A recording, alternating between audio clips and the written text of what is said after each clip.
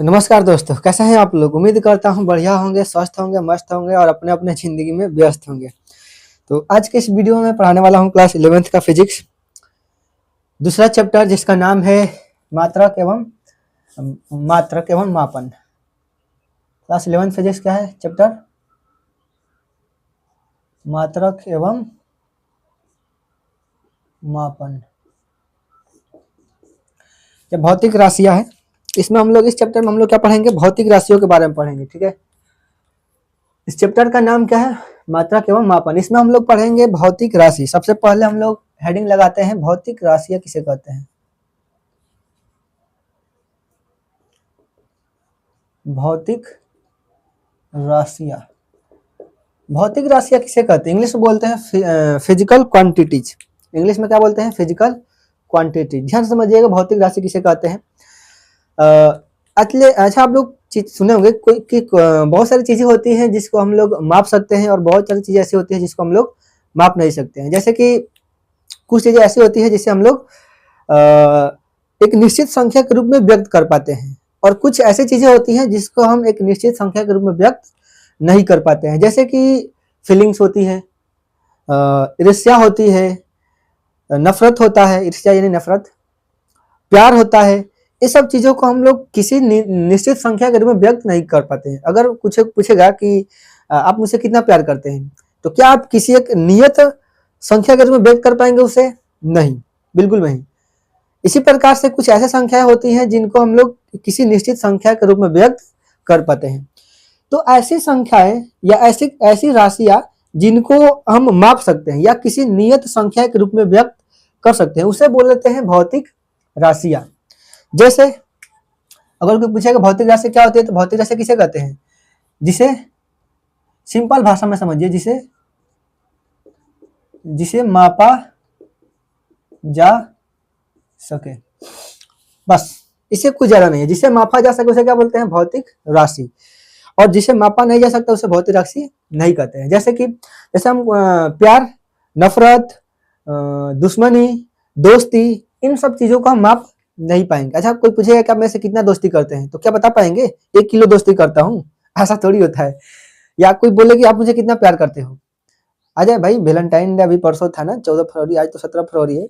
तो इसमें तो बहुत सारे लोग पूछे होंगे तुम मेरे से प्यार करती हो कि नहीं, कितना करती हो? अरे, तो ये सब लैला मजनू वाली बात नहीं है। देखिए, भौतिक राशियां, तो वो बेचारा क्या बताएगा? उतना तो यही नहीं पढ़ाना नहीं है कि भौतिक राशि है कि नहीं है। अब वो पढ़ा होता कि प्यार भौतिक राशि नहीं है, तो वो बता देगा कि हम इसको माप नहीं पाएंगे। लेकिन जो नहीं पढ़ा, अरे बाबू मैं तुमसे बहुत प्यार करता हूँ, I love you too much. ये सब गलत बात है। इधर देखो, चलो छोड़ो ये सब। लड़कियों का फ्री में रिचार्ज करने का बहाना होता है, बाबू सोना। इधर जाओ। भौतिक राशि किसे कहते हैं? जिसे मापा जा सके उसे भौतिक राशि कहते हैं। जैसे द्रव्यमान। द्रव्यमान को माप सकते हैं कि नहीं माप सकते हैं? द्रव्यमान मतलब क्या होता है? जैसे हम लोग बाजार में जाते हैं, बोलते हैं कि भाई साहब 1 किलो चीनी दे दीजिए, तो जो चीनी देता है वो किस में मापता है? द्रव्यमान। चीनी क्या होता है? द्रव्यमान ही तो होता है, उसको द्रव्यमान में तो मापते हैं। चीनी जैसे हमारा 2 किलो द्रव्यमान लेना है, तो वो क्या है? जैसे चीनी लेने जाते हैं हम लोग मार्केट में, तो बोलते हैं कि 2 केजी चीनी दे दीजिए, तो केजी क्या है? द्रव्यमान है भाई। क्या है? द्रव्यमान है। वैसे हम बोलते हैं लंबाई। लंबाई को भी माप सकते हैं। जैसे मैं पूछ लूं कि आप कितने बड़े हैं, बोलेंगे कि मैं 6 फुट का हूँ। है, दिखता तो नहीं है सर, आप 1.5 फुट के लगते हैं। नहीं, ऐसा कुछ नहीं है, 1.5 फुट का नहीं हूँ, 5 फुट का हूँ। लंबाई भी क्या होता है? ये भी भौतिक राशि, इसको भी माप सकते हैं। नहीं,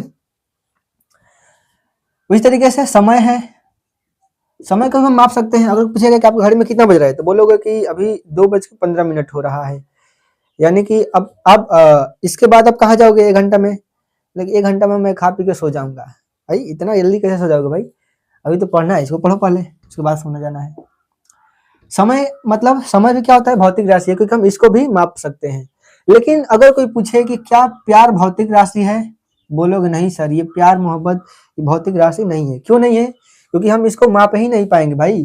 कितना प्यार करते हो भाई, बता सकता है कोई? 1 मीटर करते हो कि 2 फीट करते हो कि 3 घंटा करते हो? 1 घंटा वाला प्यार नहीं चाहिए मुझे। 1 घंटा वाला प्यार गलत है। 2 घंटे का प्यार, ना बचपन का प्यार। तो ये भी एक गाना था ना, बचपन का प्यार। छोड़ो ये सब बातें भाई, क्यों बहका रहे हो सर मेरे को, अच्छा खासा पढ़ाई कर रहा हूँ मैं। छोड़ो, द्रव्यमान, लंबाई, समय, ये सब क्या है, भौतिक राशि है, क्योंकि हम इन सबको माप सकते हैं।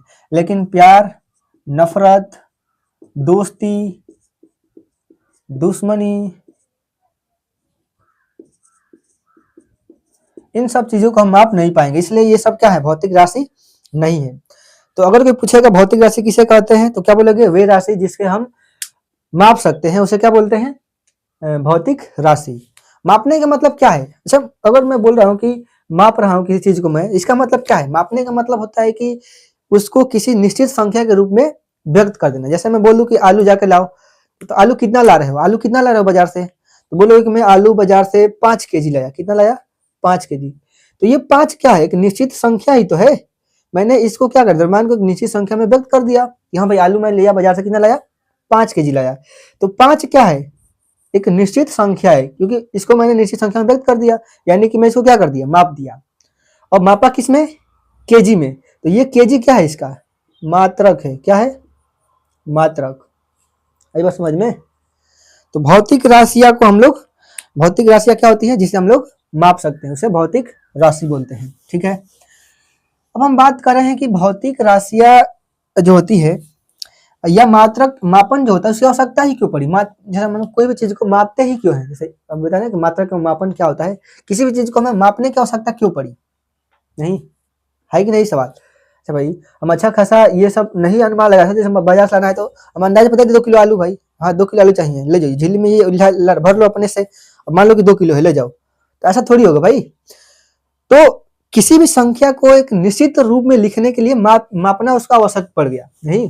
जैसे मैं पूछा कि आपके पास कितना आलू, मैं आलू एक झोरा में भर के दे दिया, और आपसे पूछ दे बताओगे कि आलू कितना है, तो क्या बता लेंगे, नहीं। हाँ, आप अनुमान लगा सकते हैं कि ये आलू हो सकता है कि 2 किलो हो सकता है कि 10 किलो हो, बोरा में लिए हो तो, लेकिन आप उसका एक्यूरेट मान नहीं बता देंगे कितना होगा, एक्यूरेट उसका परिमाण नहीं बता पाएंगे। अगर उसका एक्यूरेट परिमाण बताना होगा या एक्यूरेट उसका वैल्यू बताना होगा, तो उसको क्या करना पड़ेगा, मापना पड़ेगा। बिना मापे तो हम नहीं बता सकते हैं। जैसे बोलूंगा कि जैसे मैं आप कहीं जा रहे हैं, मैं बोल दूंगा कि आप कितने देर बाद आएंगे, तो क्या बता देंगे कि मैं इतने घंटे बाद आ जाऊंगा, नहीं। आपको एग्जैक्ट समय देखना पड़ेगा कि हाँ इतने समय, यहाँ से जाने में मुझे इतना समय लगेगा, फिर आने में इतना समय लगेगा, तो उन सबको कैलकुलेट करके बताना पड़ेगा कि हाँ मैं इतनी देर में आ जाऊंगा। या मैं बोलूँ कि आप मेरे से कितना दूरी पर हैं, तो क्या आप बिना मापे इसको बता सकते हैं कि आपके और मेरे बीच की डिस्टेंस क्या है, नहीं। अनुमान लगा पाएंगे कि हाँ आपके और मेरे बीच का डिस्टेंस जो है वो 10 फीट है या 15 फीट है या 10 मीटर है, लेकिन आप एग्जैक्ट उसको बता नहीं पाएंगे। अगर उसको एग्जैक्ट बताना होगा तो क्या करना पड़ेगा, उसको मापना पड़ेगा। क्या करना पड़ेगा, मापना पड़ेगा। तो किसी भी भौतिक राशि का एक्चुअल परिमाण बताने के लिए हमें उसको मापना पड़ेगा, इसलिए मात्रक मापन की आवश्यकता पड़ी, ठीक है ना। किसी भी संख्या को हम अंदाज से नहीं बता पाएंगे कि वो कितना है, उसको मापना ही पड़ेगा, बिना मापे हम नहीं बता पाएंगे। आई बात समझ में। अब बात करते हैं भौतिक राशियां जो होती है, राशियां जो होती है वो कितने प्रकार की होती हैं। भौतिक राशियां कितने प्रकार की होती हैं, तो एक होती है मूल राशियां, क्या होती हैं, मूल राशियां तथा मूल मात्रक। हेडिंग लिखिए, मूल राशियां तथा मूल मात्रक। बोलते हैं मूल राशियां तथा मूल मात्रक क्या होते हैं। मूल राशियां किसे कहते हैं, मूल राशियां किसे कहते हैं, देखो वे राशियां जिनको व्यक्त करने के लिए किसी अन्य राशियों की आवश्यकता न पड़े, उसे क्या बोलते हैं, मूल राशियां। फंडामेंटल क्वांटिटी बोलते हैं, फंडामेंटल फिजिकल क्वांटिटी। और मूल मात्रा किसे कहते हैं, तो मूल राशियों को व्यक्त करने के लिए जो मात्रक प्रयोग में लाए जाते हैं उसको बोलते हैं मूल मात्रक। तो मूल राशियां किसे कहते हैं, वे राशियां जो किसी अन्य राशियों पर निर्भर न करती है, उसे क्या बोलते हैं। नाम से स्पष्ट है कि मूल है, मूल यानी कि फंडामेंटल, वही बेस है, उससे मिलकर अन्य राशियां बनेंगी, लेकिन वो खुद किसी और पर डिपेंड नहीं होंगी। तो मूल राशियां किसे कहते हैं, वे भौतिक राशियां जो किसी अन्य राशियों पर निर्भर नहीं होती है, उन्हें क्या बोलते हैं, मूल राशियां। ये कितनी होती है, मूल राशियां कितनी होती हैं, याद रखिएगा मूल राशियां जो होती है वो 7 होती है। कितनी होती है, 7। यहाँ पे लिखेंगे हम लोग मूल राशियां और इधर लिखेंगे मूल मात्रक, ठीक है, मूल राशियां और मूल मात्रक। देखिए मूल राशियां कितनी होती हैं? 7। कौन कौन से हैं? एक एक मैं नाम लिखूंगी यहाँ पे और ध्यान से देखिएगा। पहली मूल राशियां है लंबाई। क्या है? लंबाई। लंबाई का मात्रक क्या होता है? मीटर। क्या होता है? मीटर। दूसरी राशियां होती है द्रव्यमान। क्या होता है? द्रव्यमान। द्रव्यमान का मात्रक होता है किलोग्राम। क्या होता है? किलोग्राम। उसके बाद आता है समय। लंबाई के बाद क्या आता है? समय। समय का मात्रक क्या होता है? समय का मात्रक होता है सेकंड। क्या होता है? सेकंड। उसके बाद आता है समय के बाद आता है ताप। ताप का मात्रक क्या होता है? केल्विन। ताप का मात्रक क्या होता है? केल्विन। पांचवा है विद्युत धारा। विद्युत धारा। विद्युत धारा का मात्रक क्या होता है? विद्युत धारा का मात्रक होता है एम्पियर। क्या होता है? एम्पियर। इसके बाद आता है छठवा ज्योति तीव्रता। क्या होता है? ज्योति तीव्रता। ज्योति तीव्रता का मात्रक होता है कैंडला। क्या होता है? कैंडला। और सातवां होता है पदार्थ की मात्रा। पदार्थ की मात्रा। इसका मात्रक होता है मोल। इसका मात्रक क्या होता है? मोल। तो ये सभी हैं मूल भौतिक राशियां। इन्हें क्या बताया? इन सबको क्या बताया? मूल भौतिक राशियां। ये जो होती है ना, ये किसी अन्य राशियों पर निर्भर नहीं होती है। इसके अलावा एक और इंपॉर्टेंट बात, ये तो किसी और राशियों पर निर्भर नहीं होती है, इनके अलावा इनका एक दूसरे में भी कोई संबंध नहीं होता है। यानी कि लंबाई का द्रव्यमान से कोई संबंध नहीं है दूर दूर तक। द्रव्यमान का समय के साथ कोई संबंध नहीं है। लंबाई का समय के साथ कोई संबंध नहीं है। ताप का समय के साथ कोई संबंध नहीं है। ताप का विद्युत धारा के साथ कोई संबंध नहीं है। यानी कि इनका आपस में भी कोई संबंध नहीं है। ये इंटरेस्टिंग बात है। यानी कि ये एकदम फंडामेंटल, इनको किसी से कोई मतलब ही नहीं है। ये एकदम स्वतंत्र है, इनको किसी से कोई मतलब नहीं है। ठीक है। तो मूल राशियां किसे कहते हैं? वे भौतिक राशियां जो किसी अन्य भौतिक राशियों पर निर्भर नहीं होती है, उन्हें क्या बोलता है? मूल भौतिक राशि। और मूल मात्रा किसे कहते हैं? मूल राशियों को व्यक्त करने के लिए जो मात्रक यूज किया जाता है उसको बोलते हैं मूल मात्रक। मूल राशियां कितनी होती है? 7। कौन कौन से? लंबाई, द्रव्यमान, समय, ताप, विद्युत धारा, ज्योति तीव्रता, पदार्थ की मात्रा। लंबाई का मात्रक क्या होता है? मीटर। द्रव्यमान का मात्रक किलोग्राम। समय का सेकंड। ताप का केल्विन। विद्युत धारा का एम्पियर। ज्योति तीव्रता का कैंडिला। पदार्थ की मात्रा का मूल। अब इनका सिंबल भी याद रखना। मीटर का सिंबल होता है स्मॉल एम। किलोग्राम का सिंबल होता है केजी। सेकंड का होता है स्मॉल एस। केल्विन का होता है के, कैपिटल के होता है। एम्पियर का होता है कैपिटल ए। कैंडिला का होता है सीडी। और मोल का होता है MOL। ये सिंबल याद रखना है। ठीक है। अगर कहीं पे स्मॉल एम लिखा रहा है, इसका मतलब क्या है? कि मीटर है। और किसका मात्रक है? लंबाई का। तो ये सब है हमारा मूल भौतिक राशियां, और ये हमारा मूल मात्रक। इन्हीं से मिलकर अन्य राशियां बनेंगे। ये एकदम याद है, याद करना जरूरी है, इसको याद रखना है। ठीक है। यहाँ तक समझ में आया तो इसको स्क्रीनशॉट ले लो फटाफट, या रफ पे नोट करो, या फेयर बना रहे हो तो उस पर नोट करो। फटाफट नोट करो, आगे मैं स्टार्ट करूं।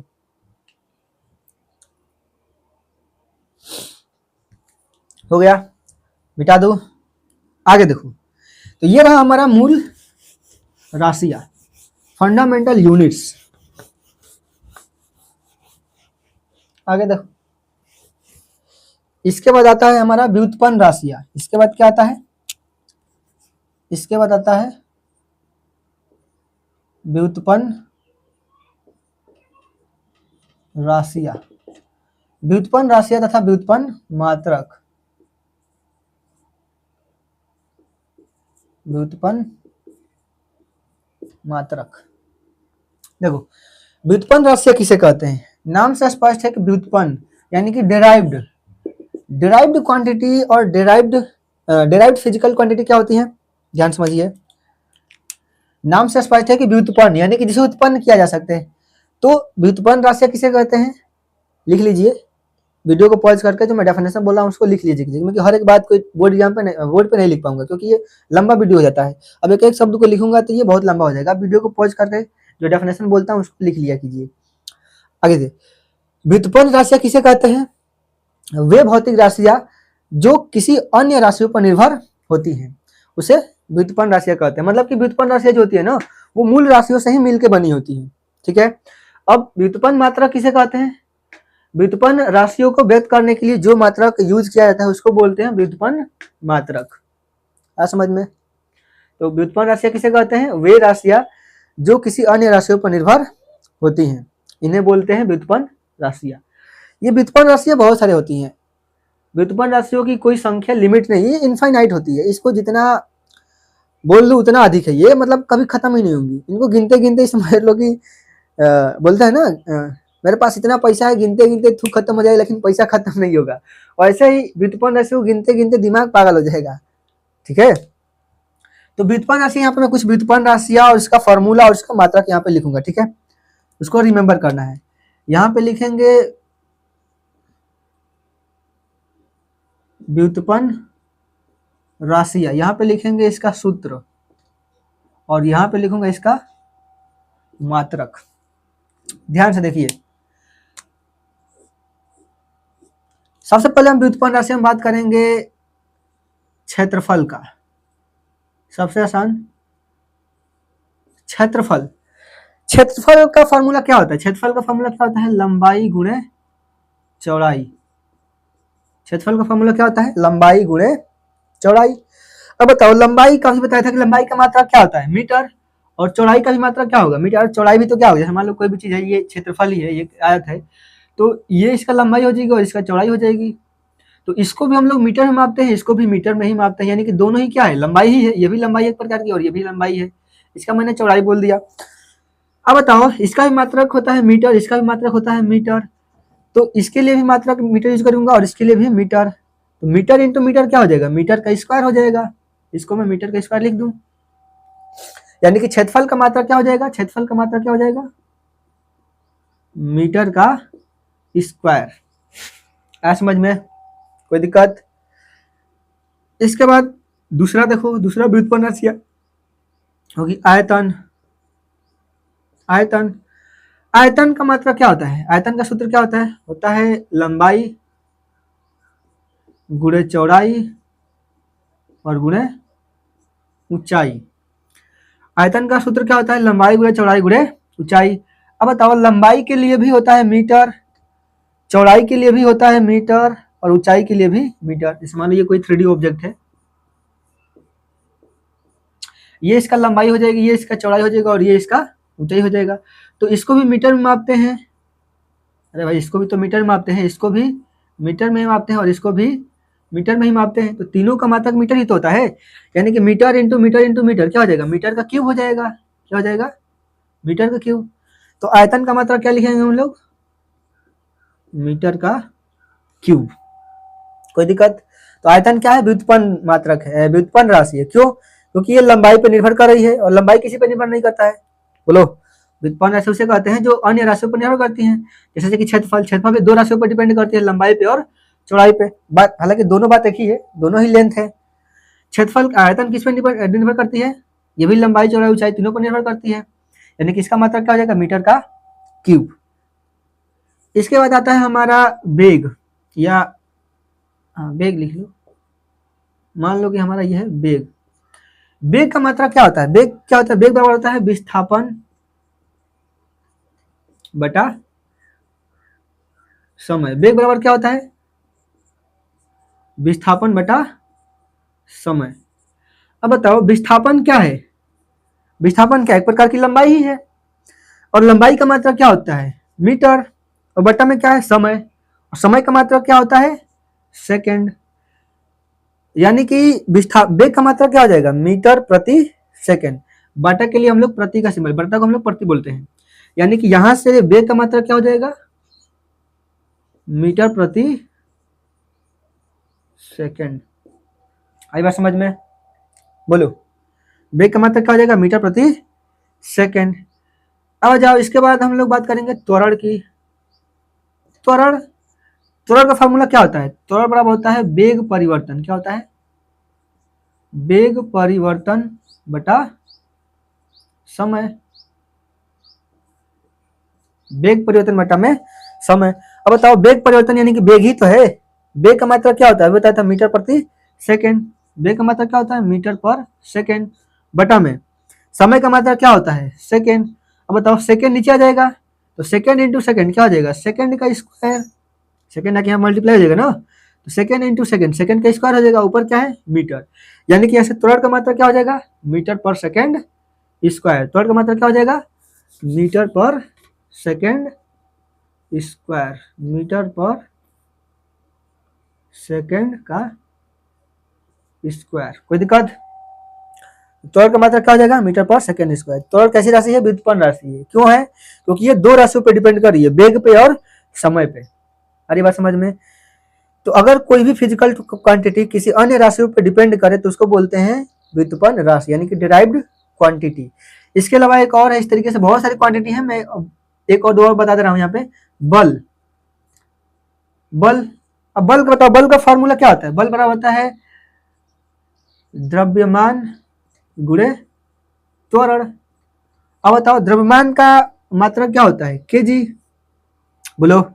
और गुणे त्वरण का मात्रा क्या होता है? अभी बताया था, त्वरण का मात्रा क्या होता है? मीटर पर सेकेंड स्क्वायर। मीटर पर सेकेंड स्क्वायर। तो यहां से बल का मात्रा क्या हो जाएगा? किलोग्राम मीटर पर सेकेंड स्क्वायर। यहां से इसका मात्रा क्या हो जाएगा? बोलो। किलोग्राम मीटर पर सेकेंड का स्क्वायर। आया समझ में? तो ऐसा बहुत सारे व्युत्पन्न राशियां हैं, मैं यहाँ पे लिखता रहूंगा लेकिन खत्म नहीं होंगी व्युत्पन्न राशियां। तो ये कुछ व्युत्पन्न राशियां हैं जिनको याद रखना है, ठीक है? इसमें किसी को कोई दिक्कत है तो कमेंट बॉक्स में कमेंट करके लिखो जल्दी, अन्यथा इसको फटाफट नोट करो। जल्दी नोट करो इसको, इसके बाद आगे मैं स्टार्ट करूँ। नोट कर लो, नोट करो, नोट करो, नोट करो, जल्दी जल्दी। चलो मिटा दो, मिटा दो, चलो।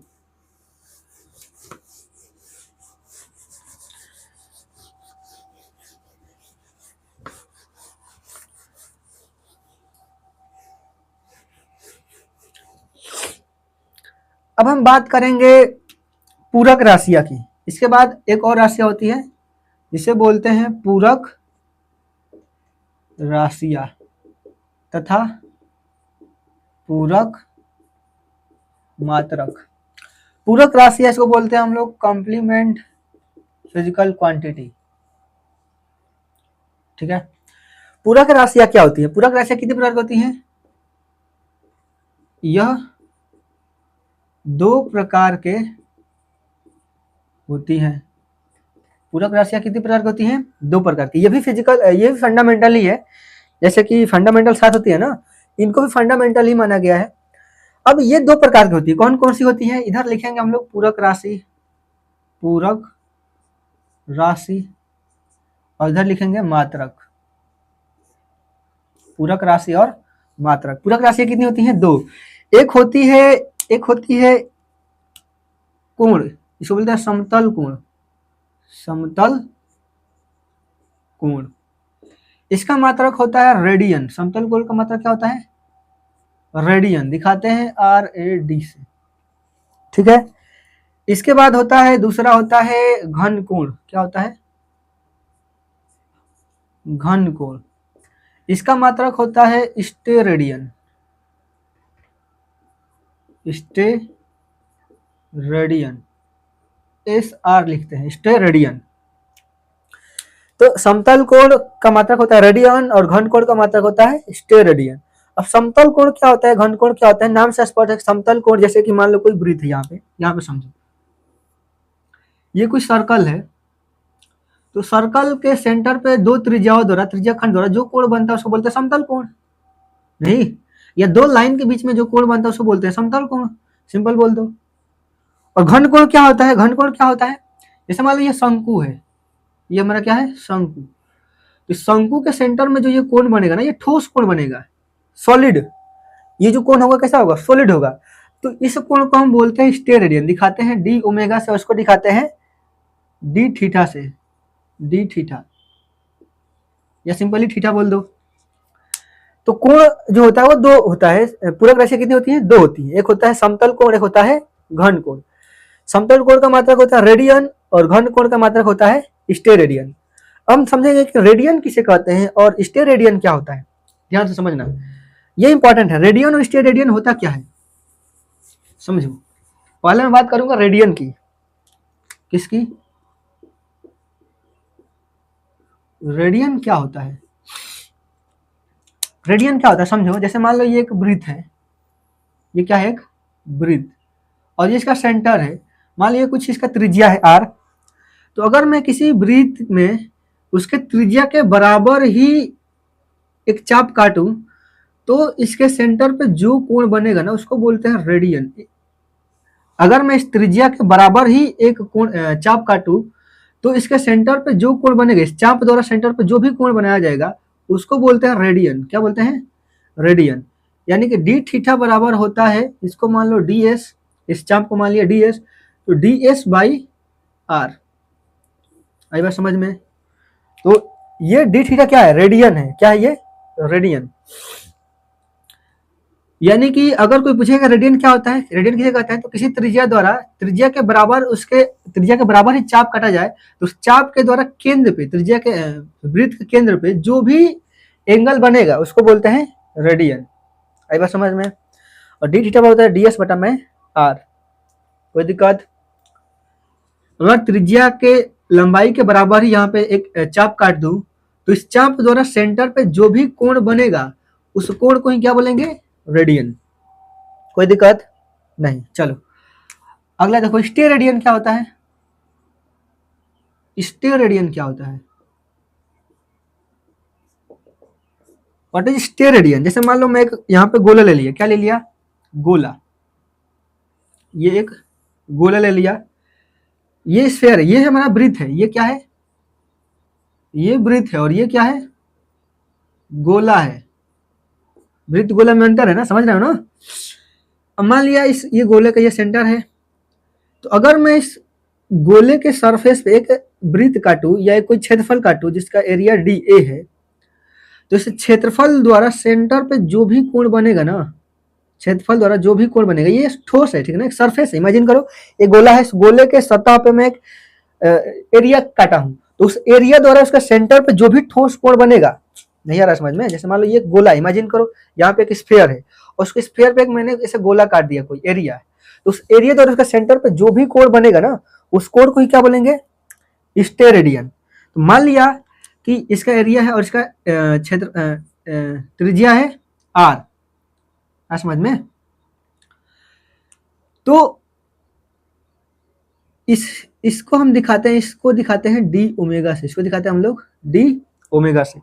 जो डी ओमेगा होगा ना इसको बोलते हैं स्टेरेडियन। और स्टेरेडियन होगा क्या? अगर मैं त्रिज्या के स्क्वायर के बराबर, ये किसके बराबर करना जाना चाहिए? ये क्षेत्रफल किसके बराबर होगा? इस त्रिज्या के स्क्वायर के बराबर होगा। यानी कि किसी गोले के त्रिज्या के स्क्वायर के बराबर उसके सतह पे कोई क्षेत्रफल काटू तो उस क्षेत्रफल द्वारा उसके सेंटर पे जो भी कोण बनेगा उस कोण को ही बोलेंगे स्टेरेडियन। आई बात समझ में? यानी कि डी ओमेगा बराबर डी अपन में आर स्क्वायर। कोई दिक्कत? ये होता है स्टेरेडियन। इसमें कोई भी दिक्कत है तो कमेंट करो। यह समझ में स्टेरेडियन क्या होता है? मान लो ये मैं गोला ले लिया, क्या ले लिया? एक गोला, और गोले के सतह पर मैंने एक क्षेत्रफल काटा और वो क्षेत्रफल किसके बराबर होगा? इस गोले के त्रिज्या के स्क्वायर के बराबर। तो अगर ये क्षेत्रफल इस गोले के त्रिज्या के स्क्वायर के बराबर होगा तो उस क्षेत्रफल द्वारा जो भी सेंटर पर कोण बनेगा उस कोण को ही बोलेंगे स्टेरेडियन। दिमाग में बात घुसी? तो अगर इतना समझ में आया है तो नोट कीजिए। अगर इसमें किसी को कोई दिक्कत है तो कमेंट बॉक्स में कमेंट कीजिए। अगर वीडियो पसंद आ रही हो तो एक बार लाइक कर दीजिए वीडियो को जरूर, और चैनल को सब्सक्राइब कर दीजिए ताकि इस प्रकार से मैं अलग और भी बहुत सारे प्रकार के वीडियो आपके पास पहुंच जाए। सब्सक्राइब करने का कोई पैसा नहीं लगता है भाई, सब्सक्राइब कर दीजिए ताकि मेरी वीडियो आप तक पहले पहुंच जाए। जो भी मैं वीडियो बनाऊँ अपलोड करूँ उसका नोटिफिकेशन आपको पहले मिल जाए। नोट कीजिए, फटाफट नोट कीजिए। मिटा दो, चलो इसको मिटा दूं मैं। अब हम बात करेंगे मात्रकों की प्रणाली पे। मात्रकों की प्रणाली।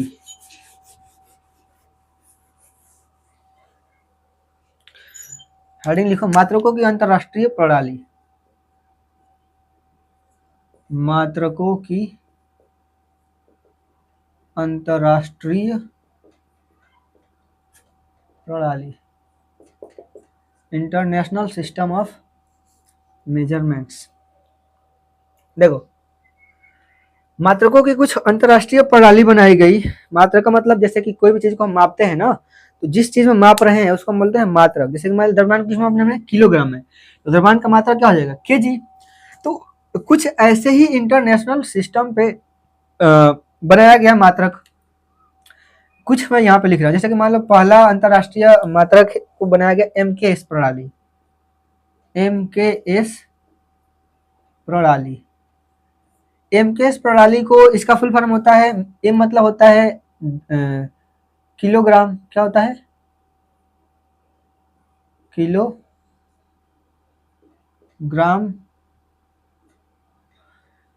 Sorry sorry sorry, I am really sorry. M मतलब होता है मीटर,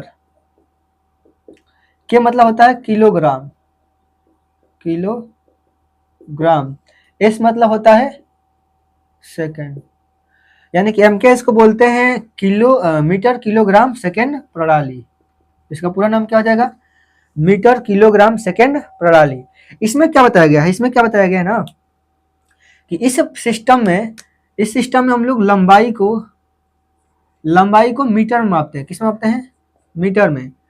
और द्रव्यमान को किलोग्राम में मापा जाता है। द्रव्यमान किस में मापा जाता है, किलोग्राम में। और समय को किस में मापा जाता है, समय को सेकंड में मापा जाता है। तो एमकेएस प्रणाली क्या होता है, ऐसा प्रणाली जिसमें हम लोग लंबाई को मीटर में, द्रव्यमान को किलोग्राम में तथा समय को सेकंड में मापते हैं। वैसे प्रणाली को हम एमकेएस प्रणाली कहते हैं। कोई दिक्कत, एमकेएस प्रणाली क्या होता है, एमकेएस का नाम ही है भाई, मीटर किलोग्राम सेकंड प्रणाली। यानी कि इसमें हम लोग लंबाई को मीटर में मापते हैं, द्रव्यमान को किलोग्राम में और समय को सेकंड में मापते हैं। तो ऐसे प्रणाली को बोला गया एमकेएस। ठीक है, अगला देखो, अगला प्रणाली क्या है, अगले को बोला गया सीजीएस, सीजीएस प्रणाली, सीजीएस प्रणाली। इसका फुल फॉर्म क्या होता है, सी मतलब सेंटीमीटर, सेंटीमीटर, जी मतलब ग्राम, और एस मतलब सेकंड, एस मतलब सेकंड प्रणाली। आ समझ में। तो सीजीएस में हम लोग क्या करते हैं, सीजीएस में हम लोग लंबाई को किस में मापते हैं, सीजीएस में किस लंबाई को सेंटीमीटर में मापते हैं, किस में मापते हैं, सेंटीमीटर में। द्रव्यमान को किस में मापते हैं, द्रव्यमान को मापते हैं किलोग्राम में, किलोग्राम में। और समय को किस में मापते हैं, समय को मापते हैं सेकंड में। कोई दिक्कत। तो सीजीएस प्रणाली किसे कहते हैं, सीजीएस प्रणाली क्या होता है, तो ऐसा प्रणाली जिसमें हम लोग लंबाई को सेंटीमीटर में, द्रव्यमान को द्रव्यमान को ग्राम में, किलोग्राम नहीं ग्राम, आई एम रियली सॉरी, ग्राम है ना, द्रव्यमान को ग्राम में मापा जाता है और समय को सेकंड में मापा जाता है। तो ऐसे प्रणाली को हम लोग सीजीएस प्रणाली कहते हैं। इसके अलावा एक दो और प्रणाली है, इसको पहले नोट करो, एमकेएस प्रणाली और सीजीएस प्रणाली पहले नोट करो, उसके बाद आगे मैं चल रहा हूँ। मिटा दो, चलो।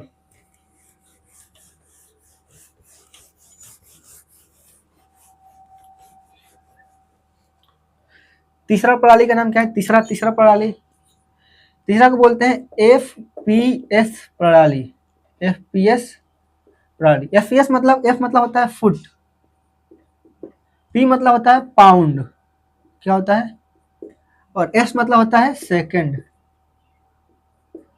प्रणाली। तो एफपीएस को बोलते हैं फुट पाउंड सेकंड प्रणाली। इसमें क्या होता है कि इसमें हम लोग लंबाई को किस में मापते हैं, इसमें लंबाई को मापा जाता है फुट में, द्रव्यमान को मापा जाता है, द्रव्यमान को मापा जाता है पाउंड में, और समय किस मापा जाता है? समय को मापा जाता है सेकंड में। समय किस मापा जाता है? सेकंड में। तो एफपीएस प्रणाली किसे कहते हैं? ऐसा प्रणाली जिसमें लंबाई को फुट में, द्रव्यमान को पाउंड में और समय को सेकंड में मापा जाता है। इस प्रणाली का एक और नाम है, इस प्रणाली को हम ब्रिटिश प्रणाली भी कहते हैं। इसका दूसरा नाम क्या है? इसका दूसरा नाम है ब्रिटिश प्रणाली। ठीक है, इसका एक और नाम है ब्रिटिश प्रणाली, इसको भी याद रखिएगा। अगर कहीं एफपीएस प्रणाली लिखा हो या ब्रिटिश प्रणाली लिखा गया हो, दोनों का मतलब क्या है? सेम। आया समझ में? तो कभी कभार घुमाने के लिए पूछ सकता है कोई कि ब्रिटिश प्रणाली क्या होता है। ब्रिटिश प्रणाली की एफपीएस प्रणाली। ठीक है, एफपीएस में हम लोग क्या करते हैं? लंबाई को फुट में मापते हैं, द्रव्यमान को पाउंड में और समय को सेकंड में मापते हैं। इसके बाद आता है हमारा चौथा और लास्ट प्रणाली, जिसको बोलते हैं एसआई प्रणाली, मूल मात्रकों का एसआई प्रणाली, मूल मात्रकों का एसआई प्रणाली। इसमें क्या होता है ना, इसमें हम लोग सेम लंबाई को मीटर में मापते हैं, द्रव्यमान को किलोग्राम मापते हैं, द्रव्यमान को किलोग्राम मापते हैं और समय को सेकंड में मापते हैं। तो एसआई इंटरनेशनल सिस्टम इसको बोलते हैं, इंटरनेशनल सिस्टम प्रणाली होता है ये। इसमें क्या बताया गया है ना कि ये ऐसा मात्रा बनाया गया कि जैसे हम इंडिया से कोई सामान पाकिस्तान को बेच रहे हैं या पाकिस्तान से कोई सामान इंडिया में ले रहे हैं या और देश से अमेरिका से, तो जो सामान लेन देन कर रहे हैं ना, वो किस यूनिट में कर रहे हैं कि दोनों के लिए सेम हो, दोनों का किसी को फायदा ना हो ना किसी का नुकसान हो। जैसे मान लो होगा क्या ना कि जैसे मान लो मैं आपको पाउंड में दे रहा हूँ द्रव्यमान, और पाउंड में कुछ अलग भाव चलता हो, मान लो कि 900 ग्राम होता हो, और मैं आपसे केजी में ले रहा हूँ।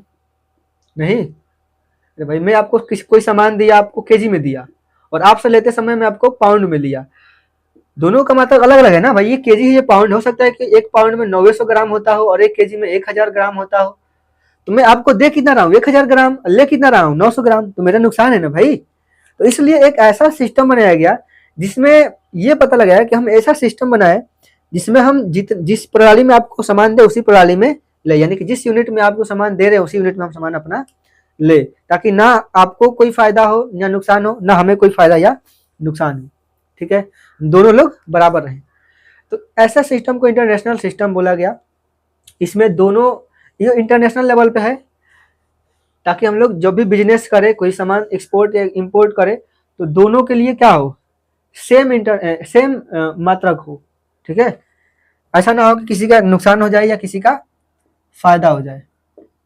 ठीक है, अगर मैं आपको मीटर में कोई चीज दे रहा हूं तो मीटर में ही लूंगा, अगर मैं किलोग्राम के भाव से कोई चीज दे रहा हूं तो किलोग्राम के ही भाव से लूंगा, पाउंड के भाव से नहीं लूंगा, या सेकंड के भाव से कोई चीज हो रहा है तो सेकंड से ही भाव से होगा। नहीं, कोई दिक्कत? यहां तक नोट करो। तो ये हमारा रहा मात्रकों की अंतरराष्ट्रीय प्रणाली। आज के लिए इतना ही, मिलेंगे नेक्स्ट वीडियो में अगले टॉपिक के साथ। तब तक के लिए जय हिंद, पढ़ते रहिए।